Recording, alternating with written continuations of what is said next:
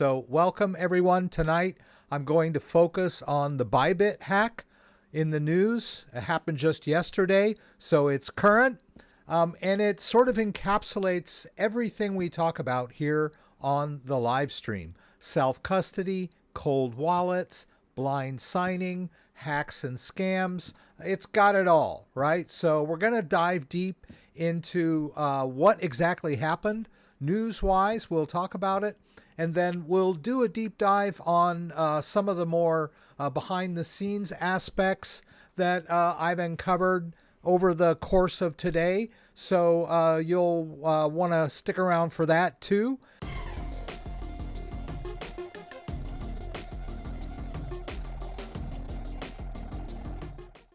Here it is. It happened yesterday. BYBIT loses 1.5 billion. Crazy amount. A portion of staked Ether is currently being liquidated on decentralized exchanges.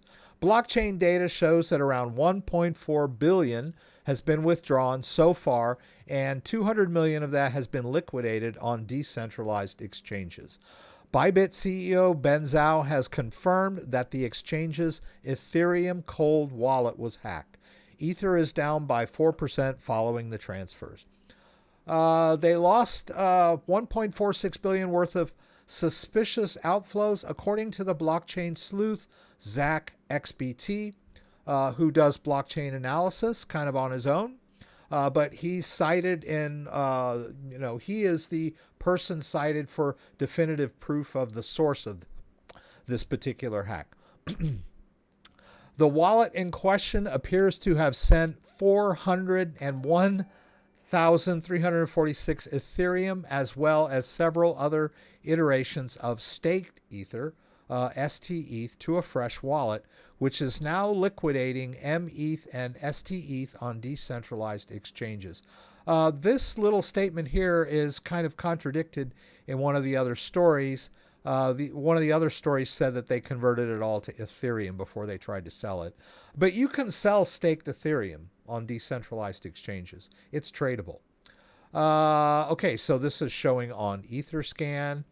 The CEO wrote on X that a hacker took control of their Ethereum cold wallet and transferred all of the ETH in the cold wallet to this unidentified address. Please rest assured that all other cold wallets are secure. All withdrawals are normal. This is a very interesting hack. Instead of hacking the exchange, they were able to hack one of their cold wallets where they kept Ethereum as a reserve, and they were just trying to transfer, I think, about 30,000 worth of Ethereum to their hot wallet, or he calls it a warm wallet, on their exchange for liquidity. And when they signed the transaction, it was a malicious transaction, and the hackers gained control of the cold wallet. However, because of the nature of this attack, Ben made the call to keep the exchange open, and we're going to read a little more about that. It's really an amazing, it's an incredible hack, and it's an amazing response by the exchange and the exchange community, if you want to call it that. Other exchanges have jumped in to help. But we'll cover that here. 1.46 billion would equate to the largest cryptocurrency hack of all time in dollar terms, right? With 470 million being lost in the Mt. Gox hack, 530 million in the 2018 hack of CoinCheck, and 650 million in the Ronin Bridge exploit.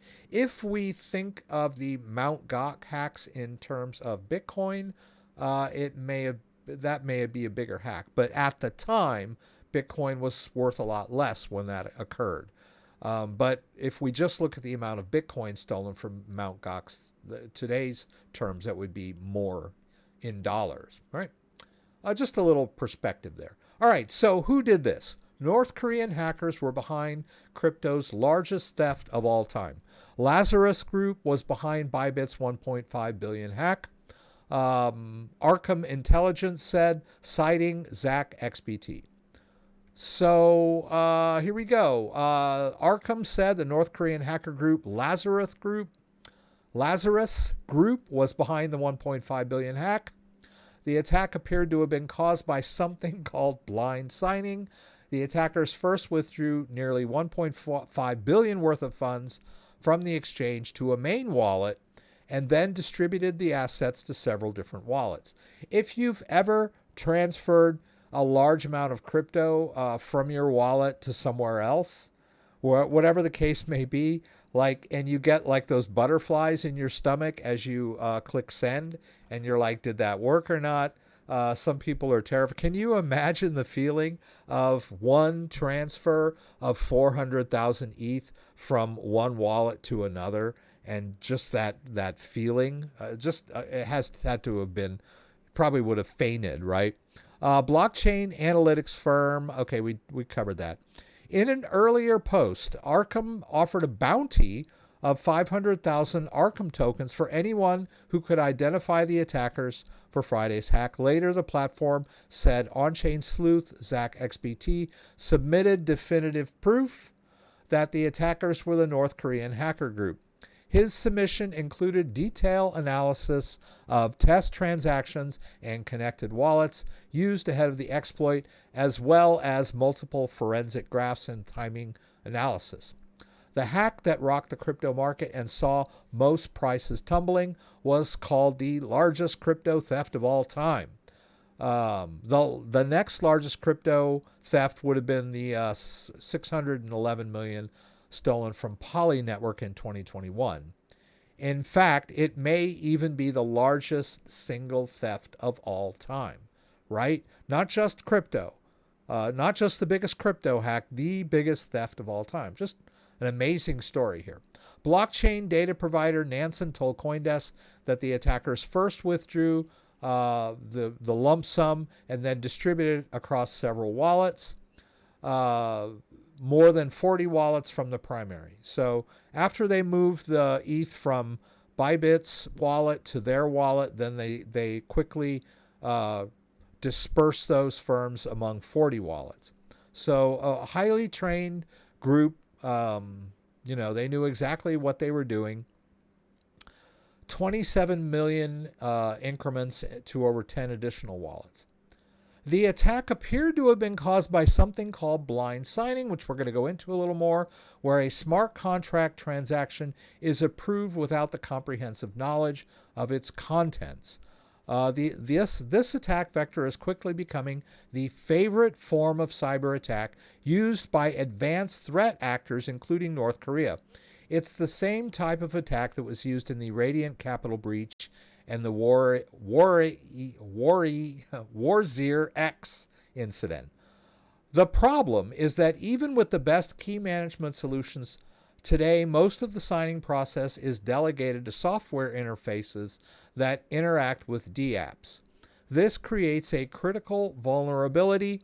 It opens the door for malicious manipulation of the signing process, which is exactly what happened in this attack. And once again, I should say that the wallet was working as designed, and the end user approved the malicious contract. So the wallet itself did not get hacked. The interface was hacked, and the end user actually signed the transaction by clicking the buttons on his cold wallet. Right, so this is not a problem with the ledger device, insofar as maybe he shouldn't have been using that interface, but I don't know that there's any other way to do a multi-sig Ethereum wallet. There might be other ways or platforms to do it, but yeah, it's a bit of a vulnerability when you have to use blind signing using a DApp. There's a lot of, you can transfer without doing blind signing. You can put it so that you see the address you're sending to clearly. But in this case, it looks like he mentioned that he was looking at code rather than the address. This is the CEO, Ben Zhou. The hacker took control of the specific ETH cold wallet and transferred all of the ETH to this unidentified address. All right, and here's the tweet from Arkham claiming victory, that they discovered who this was behind this hack, right? According to ZACHXBT. Now, another interesting part of this story is that they were able to absorb a $1.4 billion loss. I think I read somewhere that that's equivalent to about 1 year's profit for them, which is a staggering amount, but it's amazing that they were able to absorb it. It's amazing that they were able to keep the cryptocurrency up and running. Even though there was a rush for the exit, they made the decision to not shut down deposits and withdrawals because, as I mentioned earlier, this hack had nothing to do with the mechanics or the internal mechanisms of the exchange itself. Their assets fell more than $5 billion after this $1.4 billion hack on February 21st, but independent audits confirm its reserves still exceed liabilities, ensuring full backing for users' funds. They maintained their maintained reserves exceeding its liabilities despite suffering a $1.4 billion hack and an overall $5.3 billion decline in total assets. The largest crypto theft in history. They took Ether, Mantle Staked ETH, METH, and other ERC20 tokens. Despite the hack and drop in assets, BYBIT'S exchange reserves, okay, we already said that. Massive, tough hit for the industry, but BYBIT'S reserves still exceed their liabilities. Okay, we've repeated that one enough, right? BYBIT processed more than 350 withdrawal requests within 10 hours, completing 99.9% of them by 1:45 a.m. UTC, BYBIT founder and CEO Ben Zhou said in a February 22nd X post. It's amazing that they were able to stay up and running. It's just incredible after such a hack. Even Binance, when they got hacked back in 2021, I think it was, they shut down, right? They shut down for a while. But BYBIT stayed up and running. And some of the other cryptocurrency leaders in the exchange community lent BYBIT Ethereum. Now, the reason why they did this is BYBIT had enough to cover the loss, but in order to maintain their Ethereum liquidity, they would have had to start liquidating other assets like Bitcoin, Solana, or whatever, and they were trying to minimize the impact on the entire crypto ecosystem.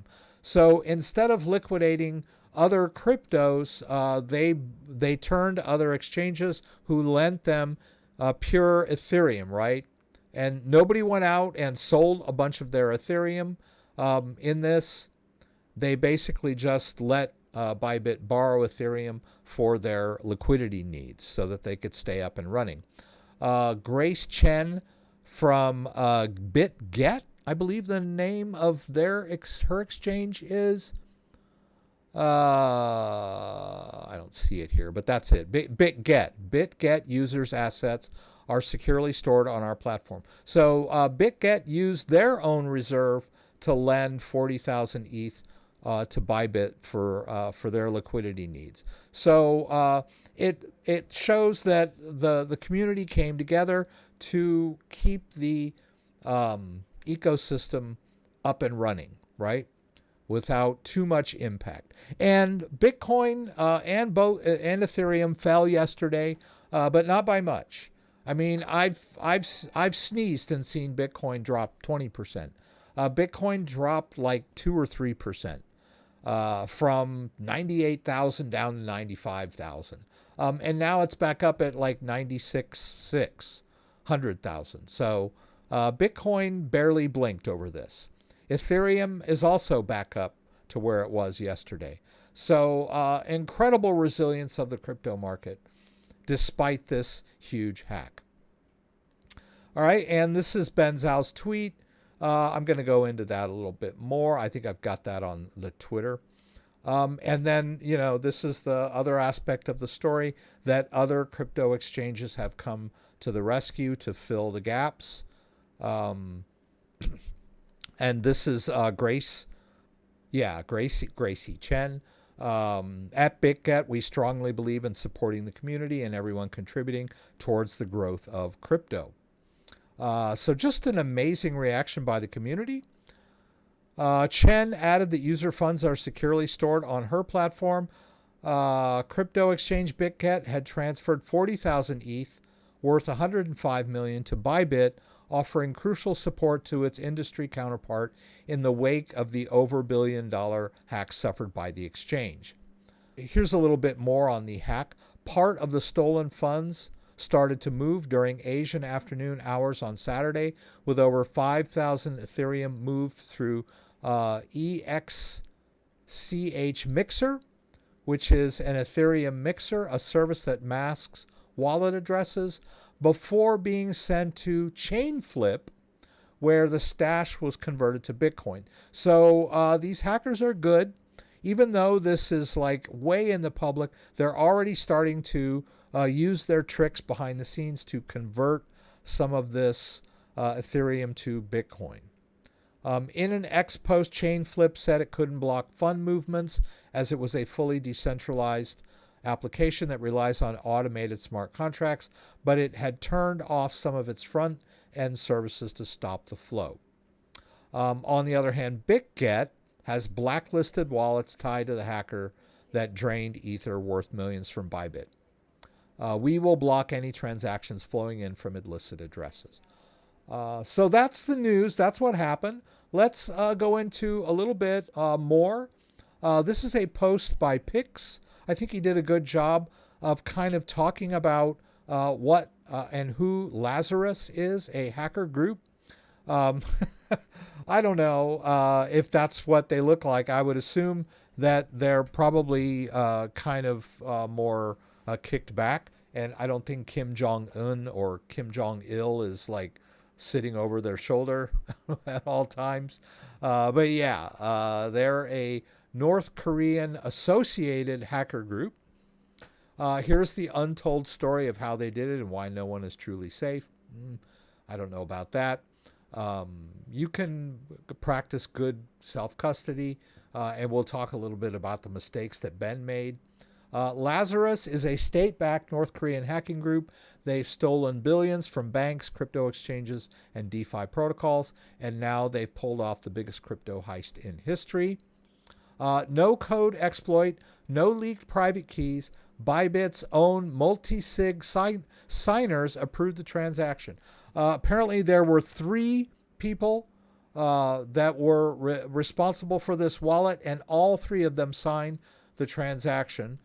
Because multi-sig means that you cannot move funds out of the wallet unless you have, a number of keys. In this case, 3. So there were 3 people at this company that had to authorize this transaction, with Ben being the very last person to sign the transactions. They were handing over their entire cold wallet, right? They thought they were signing a routine transaction, right? They were just moving Ethereum from the cold wallet to the exchange for liquidity, and then they signed a malicious transaction, exposed the wallet to the hacker. The hacker gained control of the cold wallet and emptied it out, right? So this raises a terrifying question. How did Lazarus know exactly who to target? A multi-sig wallet requires multiple signers. If even one refused to sign, the hack would fail, but they all signed. That means Lazarus didn't just hack Bybit, they knew who to manipulate. There are only a few ways to get that kind of information.